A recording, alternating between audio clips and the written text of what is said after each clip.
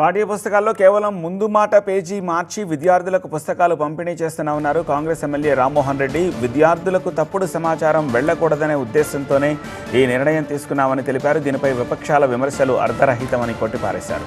పుస్తకాలను మళ్లీ ముద్రిస్తున్నామనే ప్రచారంలో నిజం లేదని స్పష్టం చేశారు. దీనివల్ల ప్రభుత్వంపై ఎలాంటి ఆర్థిక భారం పడదన్నారు.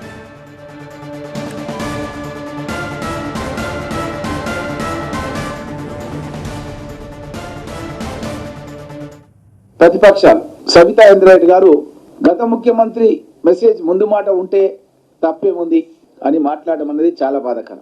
ప్రభుత్వాలు మారినప్పుడు విద్యార్థులకు ముఖ్యంగా తెలుగు పుస్తకాల్లోనే ఇలాంటి పొరపాట్లు జరిగినాయి.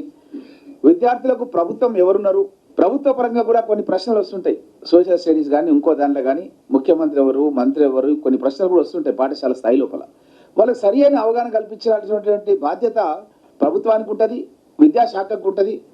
ఇది ఎన్సీఆర్టీ వాళ్ళు బుక్ ప్రింట్ చేసినప్పుడు జాగ్రత్తగా గమనించి ప్రింట్ చేయాలి. దానికి మనం పుస్తకాన్ని మొత్తం రద్దు చేయలేదు, పుస్తకాలు వాపసు తీసుకోలేదు. ఆ పుస్తకాల్లో ఒక పేజీ తొలగించి, ముందు మాట పేజీ తొలగించి ఇంకొక ముందు మాట పొందుపరచమని చెప్పి ఎంఈఓ కార్యాలయాలకు పుస్తకాలను తీసుకురావడం జరిగింది.